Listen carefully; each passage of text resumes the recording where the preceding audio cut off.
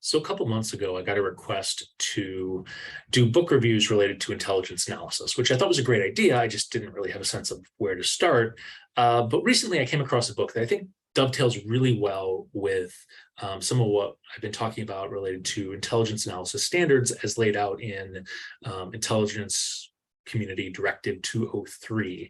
And so I want to spend a little bit of time today talking about this book called To Reframe U.S. Intelligence Analysis and U.S. National Security by Gary Amoroso and Brad Rykal. And I think there's some provocative things in this book.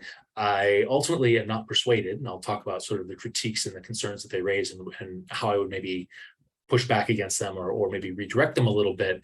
But the back of the book is with the dust jacket and sort of the blurb was really sort of compelling. It said an ill-defined and impractical concept of U.S. national security on 9/11 was the principal cause of America's losses. And after 20 years, continued confusion surrounding the concept represents an existential threat to not only America, but also to the world. That's a really powerful claim that a misunderstanding of national security really lies at the heart of so many of the United States' problems and even threatens sort of world survival. And so I want to kind of unpack a little bit about this and talk about some of the normative critiques that are raised by this book, but also some of the bureaucratic critiques that are raised as well, and then talk about some of the specific things at the end. So claim number one that comes out of Amoroso and Rykal's book is that since the end of the Cold War, U.S. national security has gotten diffuse and muddy and unhelpful. And I think they're absolutely right. And I think anybody who's spent any time thinking about national security would absolutely agree with this 100%. That during the Cold War, the United States understood its national security in the context of the Soviet Union, in the context of what the Soviet Union was doing, and in the context of how the Soviet Union was threatening the United States. That was it. When the Soviet Union collapsed, suddenly it got very difficult for policymakers, for academics, for journalists, for anybody with an interest in national security to tell the story about what the United States was actually doing in the world and why. Was it promoting democracy or human rights or trade? Was it ensuring counter-proliferation efforts were successful? Was it countering organized crime or terrorist organizations? It got messy and diffuse. And then after September 11th, it took on an entirely different level of complexity, from thinking about security in terms of protecting the United States and its property and its assets to protecting every American everywhere in the world against a group of four guys who might decide to conduct an impromptu terrorist attack on an American citizen. The level of magnitude of information needed for that and the national security challenge posed by that proliferation of the concept of security was overwhelming. And so I think they're absolutely on the right track with that charge. The second one I'm less compelled by. Their second claim is that the intelligence community oftentimes treats threats as objective realities rather than policy choices to be made by policymakers, right? So if I'm an intelligence analyst and I'm tasked with doing counter-proliferation, I may have assumed that countries developing nuclear weapons is a bad thing and that nuclear weapons pose a threat to the United States. But Amoroso and Rykal are saying that's actually not the case, right? If the United States has decided to support a country in getting nuclear weapons, that country getting nuclear weapons is actually advancing U.S. national security because the United States is getting what it wants. Maybe it's getting a proxy that it can use for purposes of deterrence, and that nuclear weapons themselves are not inherently a threat. It's that threat comes from how policymakers are positioning the United States in the world. And again, I'm not 100% convinced that this is right, in part because I think they're overselling claim one. The overselling claim one suggests that it's sort of a free-for-all and nobody knows what the heck is going on with national security. And so we're falling back on this sort of idea of like, well, that, a nuclear weapon can blow stuff up, therefore it's bad. When in fact, the United States has a very rigorous process that is carried out every 4 years to develop a national security strategy for the United States. When presidents come into office in their first year, they're supposed to spell this out. And this is the guiding document that defines what are the United States' goals in the world. How is it thinking about threats? What is it trying to achieve? And the intelligence community and the military and the State Department are all working off of that document, right? They're not engaging in studying counter-proliferation because they've decided that nuclear weapons are dangerous because they blow things up. They're studying counter-proliferation and nuclear weapons because they've been told in the national security strategy of the United States, the spread of nuclear weapons is a threat to the United States, and the United States needs to work to counter it. That's the story. It's not one of people sort of making up and defining threats on their own terms. However, we're going to come back to this again at the end, because I think there's an interesting wrinkle that Amoroso and Rykal actually, I think, have their finger on pretty astutely. Okay, so then there's the bureaucratic critique. And for a long time, it took me a little while to figure out sort of what the heck was going on with these two sets of critiques. One focused on national security, the other focused on essentially the Office of Director of National Intelligence's Intelligence Community Directive 203. It took me a while before I realized that it's actually in the title. They want to reframe U.S. intelligence analysis, and they want to reframe U.S. national security. And those are two distinct projects that they put together into a single book. So once I wrapped my head around that, it suddenly made a heck of a lot more sense what was going on. The critique against this directive, and if you're not familiar with this, it's something that was created after September 11th and after the failure of the intelligence community to understand what was going on with Saddam Hussein's weapons of mass destruction program, to try to reform the intelligence community to do a better job. And so ICD 203 lays out standards for intelligence analysis across all of the intelligence community, and encourages analysts to adopt a approach to intelligence analysis, which Amoroso and Rykal describe as positivism or intelligence formalism, which the short version is, by following a process and a set of procedures, you can counter bias and arrive at truth,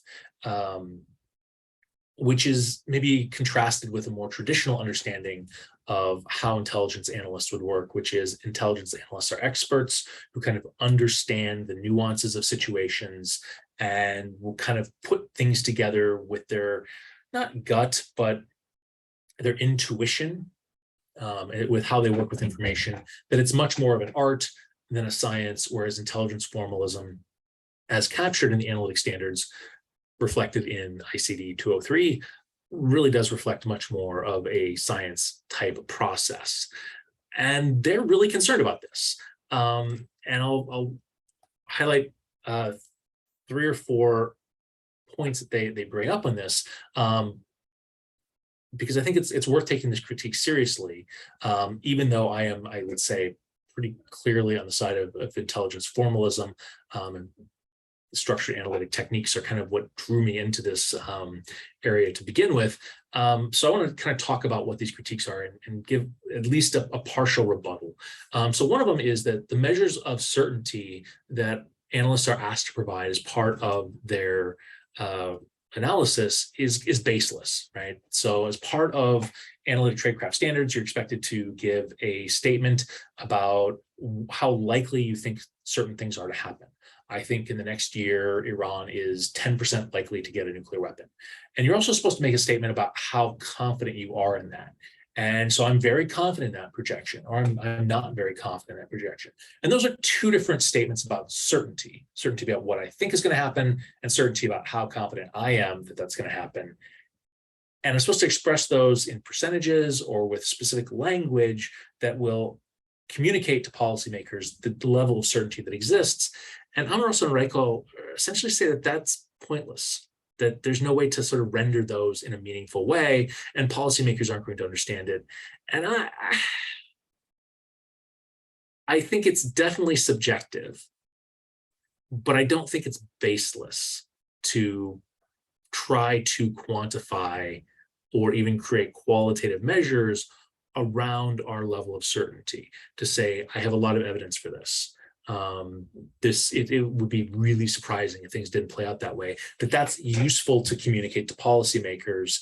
And I think part of the intelligence analysis standards is to force analysts to consciously do that, to sit down and have that conversation with themselves about how they would justify their sense of confidence and why, to lay that out in sort of a formalized way. So I think the idea that these measures are precise or real is not accurate. But baseless seems like it's a step too far.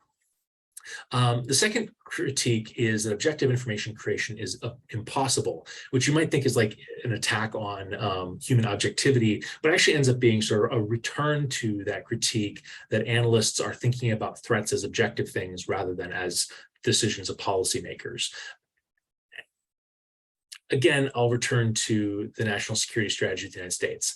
If policymakers want to change how they define national security, policymakers absolutely can do that. They can put that through in the next iteration of the national security strategy for the United States or through a National Security Council directive. And the intelligence community and the military and the State Department will all pivot and try to operate with that new framework in mind. That's not necessarily a critique of the intelligence community, even though it on the surface kind of looks like one. A third final critique that comes through is that all information is political and should aid or support a policymaker. And this is, again, a rebuttal to Directive 203, which says that intelligence should be free of political bias. And it's unclear if that political bias in the way the directive is worded refers to an agent or an analyst's own political bias, which we would hope would not be driving an analysis. We would hope that there would be enough sort of checks in the process of other people getting a say and getting to look at a product. We would hope that there's enough sort of procedural, sort of reflective elements that people's own political biases aren't driving their analysis, at least not completely. But it's also unclear here if they're in Intelligence Directive 203, if it's saying policymakers shouldn't be pushing and driving and directing intelligence products. And it seems that Amoroso and Rykal are saying that the intelligence community should operate in service to the political interests and objectives of policymakers, irrespective of truth or what the evidence says. And I just have a really hard time understanding that argument as something that the broader United States would want out of its intelligence community. I certainly understand that individual policymakers, when they're trying to get decisions, certainly would like it if the intelligence community could provide them with information that serves their interests and allows them to justify what they want to do. But I'm not sure that as an American citizen or as the United States as a state, that's how the intelligence community was envisioned, how Congress intended it when it authorized money. And I think they haven't made the case that that's what should be happening with the intelligence community. And a final point or argument that they level is that intelligence is a distinct process from science, and that science creates partial and provisional knowledge, which can be revised over time. Whereas with an intelligence analysis, you're producing something that can't go through a scientific method of peer review and replication and keeping uncertainty as an option. And I really am sympathetic to this claim from a philosophical perspective, that the idea that the intelligence community and intelligence analysts are doing something akin to science is wrong. That's not what's happening. It can't work that way because science is necessarily a slow process. So slow, in fact, that I've heard a joke that science advances one funeral at a time. Right? That scientists who had things wrong but hung on for dear life block advancement of knowledge until they die, right? But over time, over generations, science sort of drifts in the direction of getting it right. We can't expect our intelligence community to do that, to wait generations to actually figure out what the correct assessment of a situation is. You're working with very different constraints, you're producing very different products. However, the intelligence community is not unique in this. And I would say that many of the things that the intelligence community is doing are very similar to social science.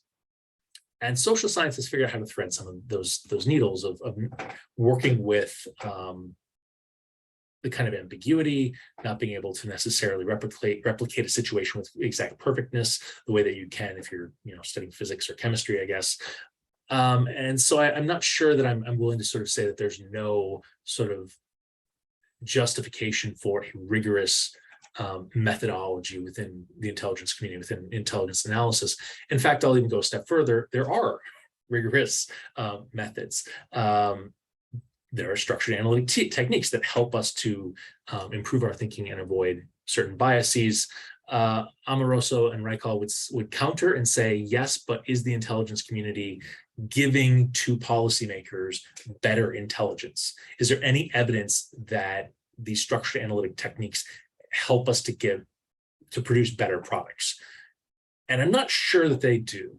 In fact, I think I could make a case that maybe structured analytic techniques, particularly for policymakers that aren't familiar with the methods, may end up being confusing and less persuasive than they could be. On the other hand, the purpose of these techniques, in my view, isn't to produce truth. Nothing that we as social scientists or intelligence analysts do is going to produce truth. What we're trying to do is we're trying to take the information that we have, work with it in a systematic way, and work with it in a way that avoids bias or does the best we can to counter and minimize that bias, and ideally to avoid blind spots that are going to yield cataclysmically bad conclusions. And so I'm not sure that we're necessarily getting better intelligence. I think what we're hoping for is that we don't get cataclysmically bad intelligence on occasion, that we can minimize the number of times we just completely drop the ball. But again, it's an ongoing debate, and it's not a debate that began with this book. This fight between folks who've been doing structured analytic techniques and the more traditional intelligence analysts goes back at least into the 1960s, when this kind of formalism was being developed within the intelligence community. But it was an interesting discussion, and I really think it keyed in on some important philosophical questions that connect back to Intelligence Community Directive 203.